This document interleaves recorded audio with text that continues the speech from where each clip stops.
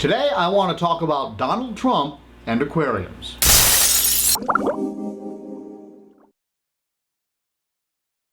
Oh, we use the extreme fish food quite a bit in our shop. We like it very much.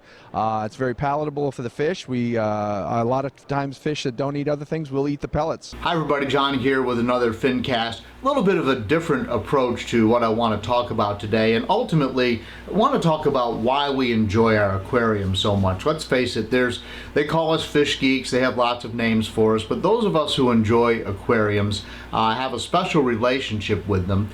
And so yesterday I had a really successful but extremely busy and stressful day at work, and that kind of came back to full circle in terms of why aquariums mean so much to me and how they're valuable in my life. And I thought maybe I could have a little bit of a discussion about my day yesterday, which I think you'll find interesting because I interviewed Donald Trump and tell you what all that entailed. But then come back to the whole full circle of how does that involve aquariums, and why are aquariums important in my life, and why might they be important in your life, and maybe have a little bit more philosophical Fincast this time around.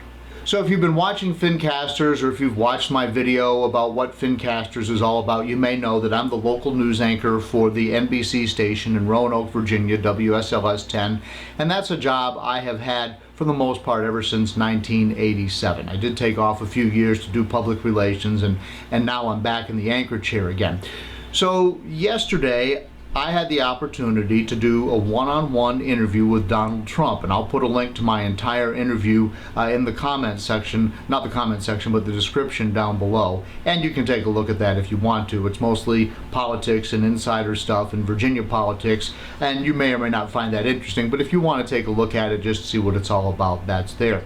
So I interviewed Donald Trump. But you know, that's a long day, so I went into work yesterday morning at 9:30 and then went and covered the campaign and did the interview, and the interview didn't happen until about 4:30, and then I had to do live broadcast at 5:30 and 6, and so we're running back and forth to the satellite truck and trying to process all the media. And all the media, when I talk about the media, I mean the media that we saved on the digital, used to be on tape, but on the digital chip on our cameras. And so you've just interviewed Donald Trump, who's the presidential nominee, but you've only got, say, 10 minutes to put together a story that's about to air, and you're going to present it live. So, and you do that at 5, you do it at 5:30, you do it at 6 o'clock, and then you turn around. In my case, I did a more extended piece for the 11 o'clock news, and then I got home about midnight last night. Well, what does that have to do with aquariums? Well, I got home at midnight last night. I'm exhausted, but I'm also completely stressed out. So what do? I go and I camp out in front of my reef aquarium for about 10 minutes.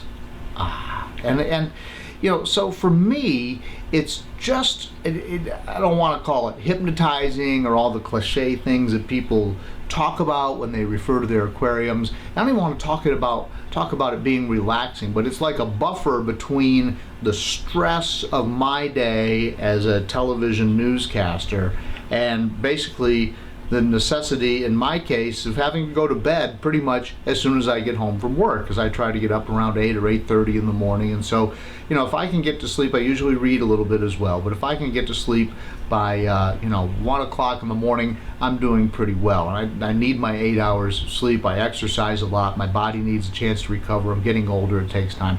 And the aquarium makes such a difference for me. And I'm just wondering, is that how you use your aquarium? There are times when I can come home and I can be so stressed out that every last nerve is just showing. But 10 or 15 minutes of just sitting in front of the aquarium in the evening when it's quiet and chilling and just watching the fish or wondering about the corals or checking on the coral growth. But at that point, just enjoying the aquarium really makes a difference to me.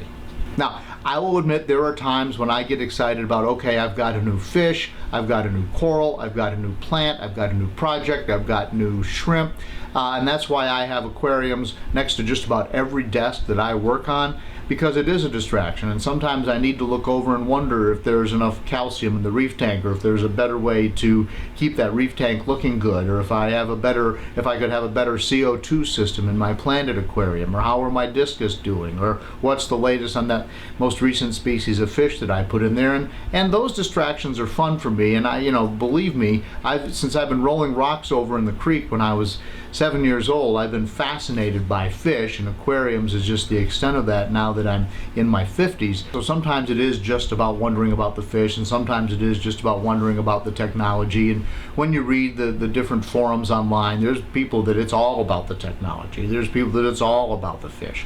So I'm just wondering, why do you enjoy your aquarium so much? What's the attraction for you? And I'd like for you to leave your comments down below, and maybe we can start a conversation on that.